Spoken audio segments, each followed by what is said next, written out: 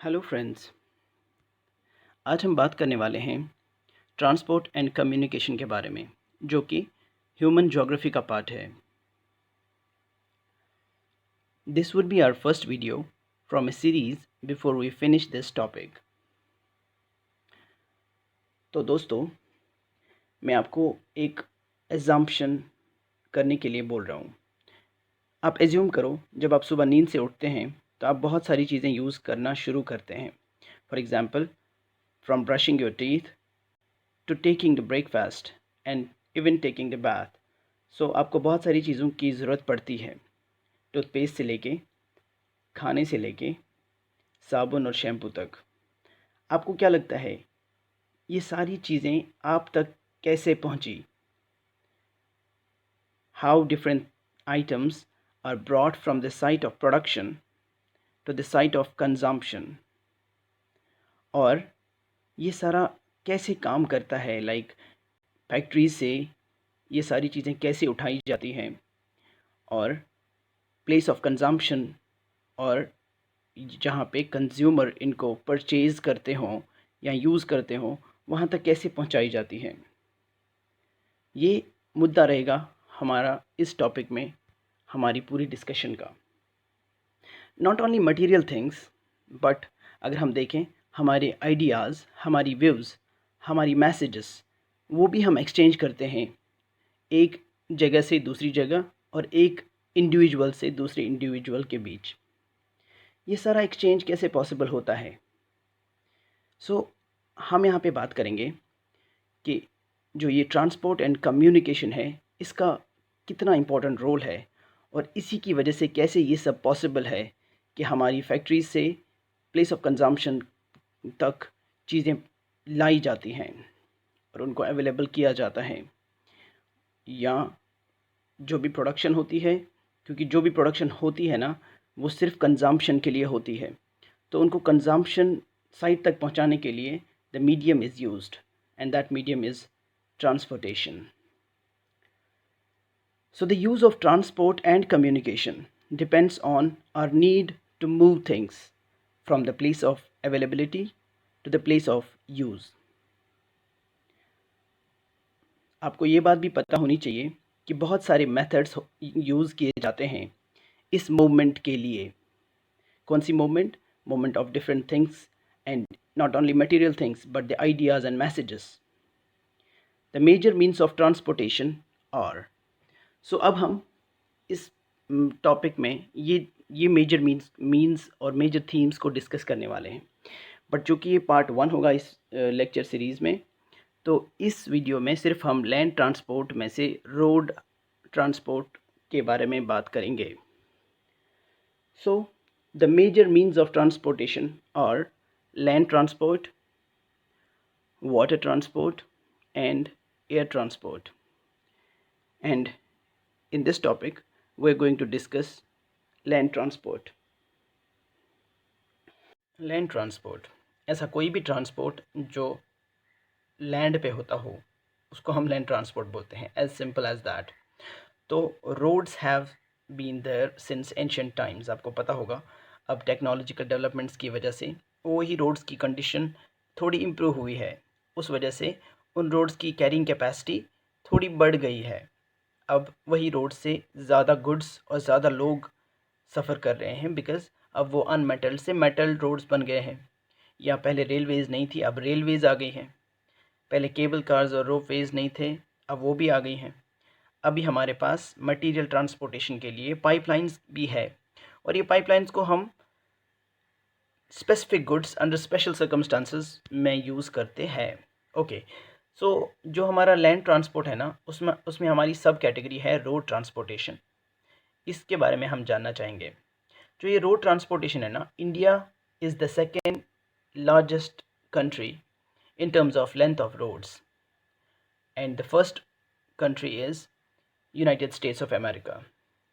और आपको ये भी पता होना चाहिए कि 85% ऑफ द पॉपुलेशन है और 70% freight is carried by these roads. Okay, on purpose of construction and maintenance, roads are classified into national highways, state highways, major district roads and rural roads, यहाँ पे डिस्ट्रिक्ट है, ये आप यहाँ पे correction कर लेना, डिस्ट्रिक्ट है ये, और rural roads. So national highways, national highways वो मेन रोड्स है जो कि कंस्ट्रक्ट और मेंटेन किए जाते हैं एक्सक्लूसिवली बाय सेंट्रल गवर्नमेंट, और ये वो रोड्स होते हैं जो डिफरेंट स्टेट कैपिटल्स को आपस में कनेक्ट करती हैं और डिफरेंट स्टेट्स को आपस में कनेक्ट करती हैं। These constitute only 2% of the total road length and carry 40% of the road traffic. आपको ये पता होना चाहिए। ओके, और जो कि नोडल एजेंसी है who is looking into or taking care of these national highways is National Highways Authority of India, जो कि काम करती है ministry of road transport and highways के अंडर। तो यहाँ पे जैसे हमने लिखा है national highways authority of India के बारे में कि ये एक ऑटोनॉमस एजेंसी है गवर्नमेंट ऑफ इंडिया की, जो कि बनाई गई थी 1977 में, और ये एक्सक्लूसिवली रिस्पॉन्सिबल होती है for the management of the network of national highways. Okay, so JKSSB के टाइप के एग्ज़ाम्स में ऐसे क्वेश्चंस पूछे जाते हैं कि इस बॉडी का चेयरमैन कौन है वगैरह वगैरह। सो अगर आप याद रखना चाहें तो ये सुखबीर सिंह सांधू जो है, he is the present chairman of national highways authority of India. Okay, let's move further. यहाँ पे हम बात करने वाले हैं major projects of national highways authority of India. First one would be Golden Quadrilateral, second is North South and East West Corridor, third is National Green Highways Mission. So ये projects के बारे में थोड़ा हम डिटेल में जानने की कोशिश करेंगे। So the first one to be discussed here is Golden Quadrilateral. This Golden Quadrilateral is connecting many of the major industrial, agricultural and cultural centers of India. और दूसरी बात ये कि ये this comprises of construction of about 6,000 kilometers long 4 to 6 lane highway। और तीसरी बात, ये लार्जेस्ट हाईवे प्रोजेक्ट है इंडिया का, और फिफ्थ लॉन्गेस्ट है in terms of length, obviously fifth longest in the world. So and it has been launched in 2001, और ये कनेक्ट करेगा 4 मेट्रो सिटीज़ को। कौन कौन सी 4 मेट्रो सिटीज़? फॉर एग्जांपल यहाँ पे हम ये है दिल्ली, लेट्स सपोज दिल्ली को, मुंबई को, चेन्नई को एंड कोलकाता को। Since it's forming a quadrilateral, so that's why it's called golden quadrilateral. आपको मैं एक और बात बता दूँ, जैसे मैंने आपको बताया कि ये लार्जेस्ट हाईवे प्रोजेक्ट है। क्या आपको पता है कि ये फिफ्थ लॉन्गेस्ट है इन द वर्ल्ड? क्या आपको पता है which is the country that is having the longest highway in the world? The country is America, and the name of that highway is Pan American Highway. Okay, that is the world's longest highway. Second is, बाकी आपको याद रखने की कोई ज़रूरत नहीं है, since India is the fifth one. The first, if they might ask you which is the country with the largest, or which is the country with the longest highway. So it would be the first one is the country with the longest highway. It would be America with Pan American Highway, and the fifth one is India with Golden Quadrilateral Highway Network. But मैं आपको एक बात यहाँ पे बता दूँ, मैंने यहाँ पे जो मेंशन किया है ना 5846 किलोमीटर लॉन्ग हाईवे जो हमारी बनेगी, ये फिफ्थ लार्जेस्ट है। आपको पता है फर्स्ट लार्जेस्ट जो अमेरिका है, उनकी लेंथ क्या है रोड की, उस हाईवे की? That is 48,000. So ours is 5,800 and we are fifth, and America is first with 48,000 kilometres. Okay, so let's proceed further. Now is the north south and east west corridor. आपको मैं बता दूं, जो ये national highways development project है, इसी के under phase 1 में गोल्डन क्वाड्रिलेटरल की शुरुआत हुई थी, एंड फ़ेज़ 2 में इसी नेशनल हाईवेज़ डेवलपमेंट प्रोजेक्ट के अंडर फ़ेज़ 2 में north south and east west corridor की शुरुआत हुई। और इसमें भी ये 4 या 6 लेन की एक्सप्रेसवेज़ को बनाएंगे, बना रहे हैं रादर, और it would be connecting Srinagar in the north with Kanyakumari and Kochi in the south, or Porbandar in west and Silchar in east. National And if we see the next one, that is National Green Highway Mission, Government of India has promulgated Green Highways Policy 2015. It means that Government of India ने एक policy launch की, एक policy की उन्होंने formulate की, जिसमें उन्होंने बात की plantation, transplantation, beautification and maintenance of national highways. इस वजह से ताकि हम सस्टेनेबल एनवायरनमेंट और इंक्लूसिव ग्रोथ की तरफ फोकस करें। अभी रिसेंटली गवर्नमेंट ने under national highways authority of India Haripath mobile app download की। इस ऐप की वजह से, इस ऐप के हेल्प से आप मॉनिटर कर सकते हो plantation along the national highways. आप डिफरेंट अगर आप किसी भी नेशनल हाईवे पे हो और आपके पास ये हरिपथ मोबाइल ऐप है, आप ये मॉनिटर कर सकते हो कि किस स्पीशी के प्लांट्स है इस अलोंग द वे, कितना टारगेट हमने अचीव किया है और मेंटेनेंस एक्टिविटीज़ कहाँ तक पहुँची है on this national green highway mission. Let's now briefly look at different roads in a state.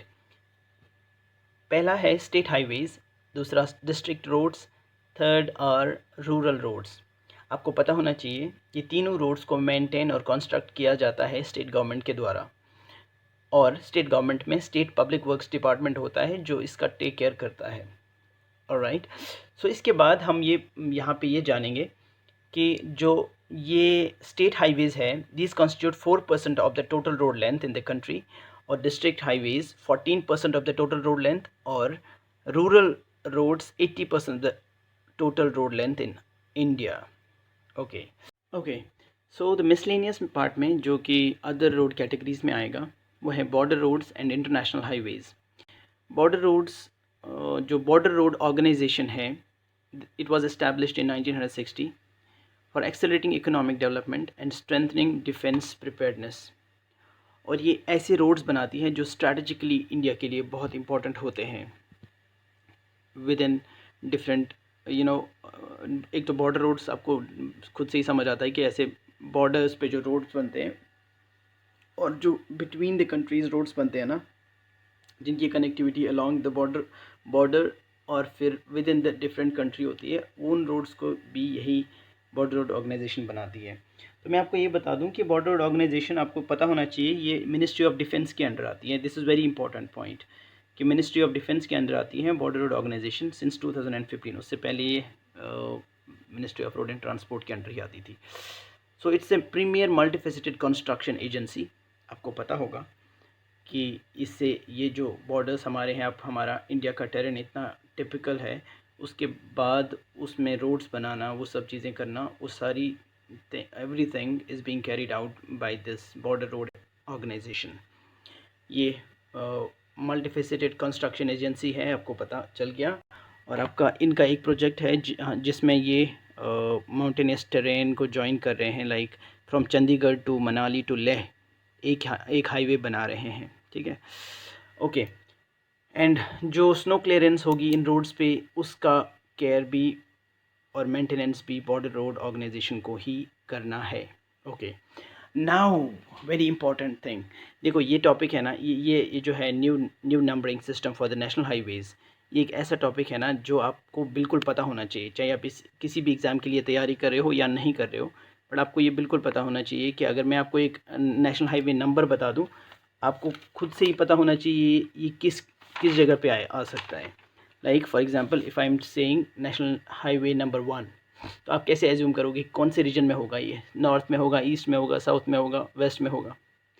सो जो 2010 में इंडिया ने न्यू नंबरिंग सिस्टम लेके आए for national highways network. Okay, जो पहला पॉइंट है जिसमें जो आपको याद रखना है यहाँ पे, और उसी हिसाब से आप फिर एज्यूम कर सकते हो कि हाईवे नंबर जान के ही whether it would be in east, west और नॉर्थ और साउथ, और उसका डायरेक्शन क्या होगा वो भी आपको समझ आएगा। पहला point, all north south oriented highways will have even numbers increasing from east to west. देखो, ईस्ट टू वेस्ट से इंक्रीज़ होगा इवन नंबर, ठीक है, 2, 4, 6 ये इवन नंबर्स होते हैं। ईस्ट टू वेस्ट हम ये इंक्रीज़ कर रहे हैं, बट ऑल द रोड्स और ऑल द हाईवेज़, कौन से highways? Which are oriented north to south oriented highways, all of them all of them will have even numbers increasing from east to west। देखो आप, ये रहे highways, north से south की तरफ फेस कर रहे हैं और इनको हमने इंक्रीजिंग ऑर्डर में इवन नंबर्स से नंबर किया। Like the first one in the eastern region is 2, then 4, then 6, like that. ठीक है। और दूसरा पॉइंट ये है कि all east west oriented highways will have odd numbers increasing from north to south. अब देखो, नॉर्थ से साउथ की तरफ जाते जाते इनका इवन नंबर होगा, सॉरी ऑड नंबर होगा, और this odd number would be increasing from north to south, 1, 3, 5, 7, like that. So आपको पता होना चाहिए कि जो जम्मू कश्मीर यहाँ पे आ रहा है उसका जो न्यू नंबरिंग सिस्टम के हिसाब से उसका नेशनल हाईवे 1 आएगा। सो NH1 would be in Kashmir, Jammu Kashmir, and जो हमारा NH87 है for example, that would be in Kanyakumari, Tamil Nadu. Okay, ऐसे ही 1 अगर जम्मू कश्मीर में है तो 2 कहाँ होगा? 2 फिर हिमाचल में होगा क्या? नहीं, 2 हमने पिछले स्लाइड में देखा, 2 होगा ईस्टर्न रीजन में, यानी कि नॉर्थ ईस्ट में 2 होगा। NH1 अगर जम्मू कश्मीर में है, NH2 कहाँ होगा? नॉर्थ ईस्टर्न रीजन में, सॉरी। और ऐसे ही NH3 फिर से हिमाचल के आसपास होगा, NH4 फिर से नॉर्थ ईस्टर्न रीजन में होगा। ऐसे ही कर करके आपको पता होनी चाहिए जो न्यू नंबरिंग सिस्टम है, on the basis of this numbering system you can identify कि कौन सी हाईवे किस एरिया में है और उसकी डायरेक्शन क्या है, नॉर्थ साउथ है, ईस्ट वेस्ट है। सो आप ये देख लेना, इट्स वेरी इंपॉर्टेंट। ओके, और एक बात, all major highways will be single digit और double digit in number. So कोई भी हाईवे जब आपके पास सिंगल डिजिट या डबल डिजिट होगी, आपको पता होना चाहिए that is a major highway.